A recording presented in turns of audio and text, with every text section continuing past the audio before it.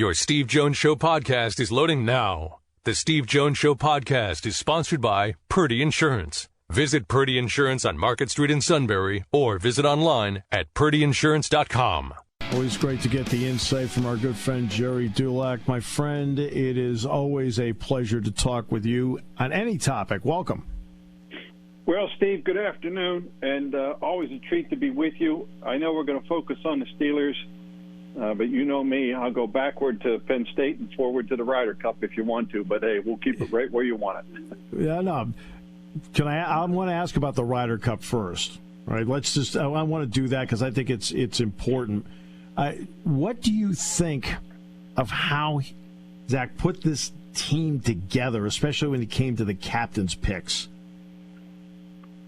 Well, Steve, first of all, I think there's too many captain's picks because it becomes too subjective. And you know, it used to be 2, now it's up to 6. And I think even Jack Nicklaus said they should just go back to 2, and I would agree. Yes.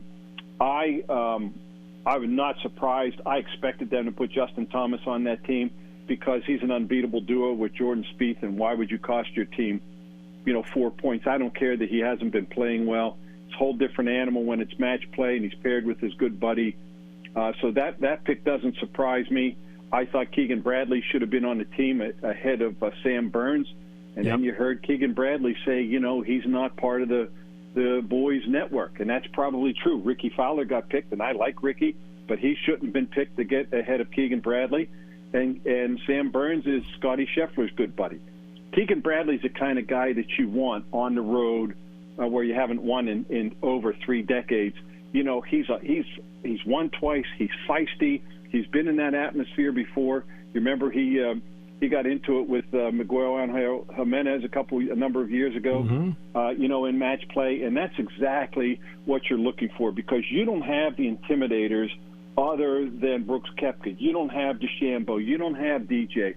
But Keegan has that feisty personality that, to me, you need, and he's been playing well. So I thought that was I don't want to call it a gaffe, but, I thought that was a bad pick. And, they put that system in, to delay the picks, because of what Billy Horschel did a number of years ago.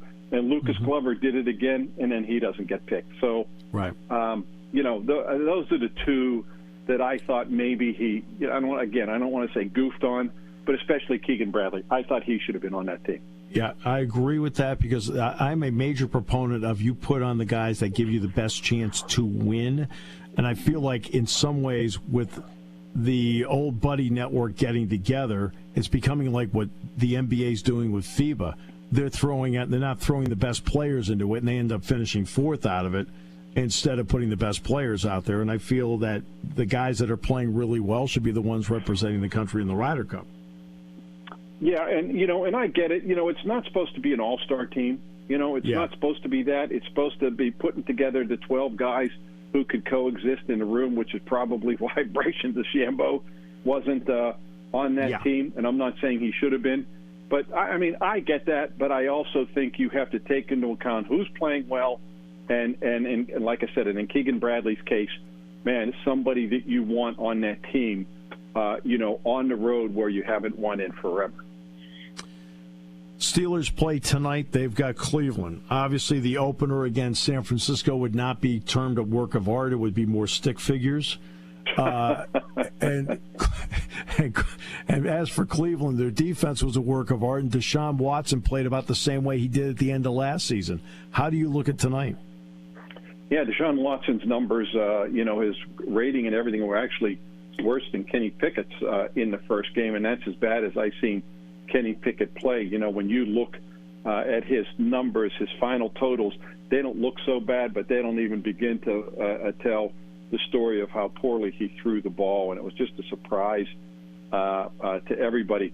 I think where Cleveland's going to give them trouble is, they don't have Deontay Johnson, and they don't have Cam Hayward. And I actually think the loss of Deontay Johnson is going to hurt him more, Steve, because he's a one guy on the team, one who comes out of his breaks better than the others and gets open better than the others.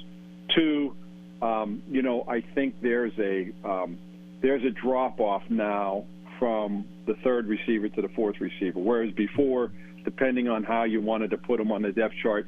The fourth receiver was either Allen Robinson or Calvin Austin. Well, now the fourth receiver is Gunnar Olszewski, and there's a big drop-off then there from number 3 to number 4. And 3, those Browns corners shut down T. Higgins and Jamar Chase last week. If they can do that again, then the Steelers are going to have trouble completing passes and throwing the ball. And I actually think you're going to see them come out and try to run the ball a lot because they only ran it 10 times last week. I think you'll see number 22 featured a little bit more tonight. But I think right now it's not a good matchup for the Steelers because with Cam Hayward out, the Browns obviously can run the ball with Nick Chubb. So right now I don't think it's a great matchup for them. And what do you think about the matchup of the Steeler offensive line with the idea they want to run the ball more, as you mentioned, against that Cleveland defensive front? Well, that's what we're going to find out because they didn't run it enough times to get any flow last week. But where I was surprised, Steve, was the amount of pressure that the 49ers put on Kenny Pickett. Sacked 5 times, hit 9 others. We haven't seen that kind of pressure on him in a while, and he looked he didn't say he didn't have any problem with decisions. He just had problems with his throws, and that was apparent. Had a little happy feet there. Was inaccurate. Left, right, high, low. Didn't seem to matter. So obviously he's going to have to be better because what we've seen from that offense, Steve. 1 touchdown in 4 of the last 6 games. 14 of the 35 games under Matt Canada. They just don't produce points.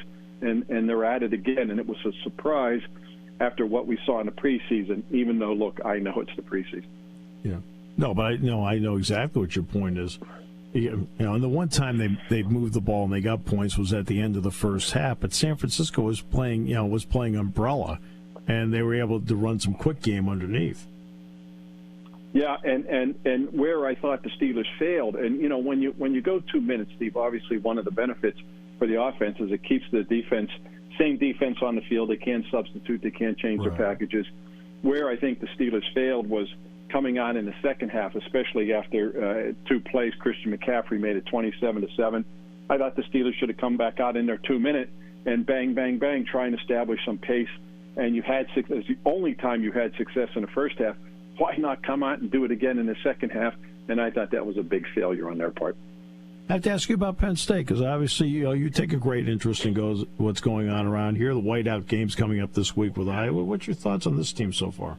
Yeah, 2 things. One, I will say this real quickly. I was just thrilled to see my friend Tom Bradley recognized, 2 games ago. I was just really thrilled for him and touched by the reception that he got. I've been a little surprisingly unimpressed with their offensive line. I really don't like their run game concepts. I don't want to sit here and sound like a coach, but with those 2 backs, there just hasn't been. And again, I know it's early. There hasn't been the explosive plays, and I thought the pressure that West Virginia brought. And look, I know they were just sailing out. That's what they were going to do. They were going to come try and hit Drew Aller as much as they could. I thought the offensive line, and again, it's early, I thought they would be more of a strength, and I've just been surprised how like I said, I've just been unimpressed so far with what I've seen. But there's no question that quarterback, Steve, can make every throw in the book.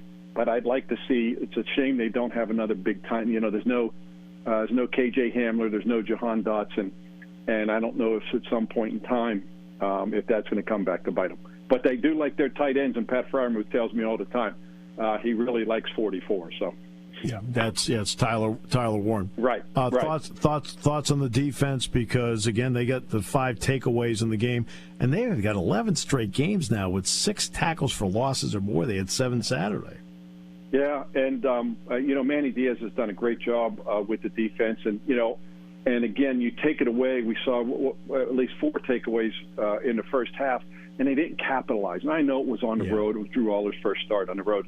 But when they didn't capitalize, they're dominating on defense, and they're just letting Illinois hang around at, 13-0 or 13-7. And I thought, my goodness, they keep taking the ball away, and yet they have it's a one-possession game for the most part. Yeah. And that's where the offense needed to, they just needed to pick it up a little bit. And again, I just think the lack of explosion for the most part in the run game so far with the offensive line. That's just been a little surprising to me. See, we got it all in. Yes, we did. We discussed three different subjects with three different teams, if you will. We got it all in. That's because you and I can do that. Gerry, That's exactly thanks. Right. Thanks so much, my friend. It's always great to have you. Yeah, Steve, thanks, and I always enjoy being with you. And when I can't watch it on TV, I'll be listening to you. Thank you, my friend. Appreciate that. All right, man.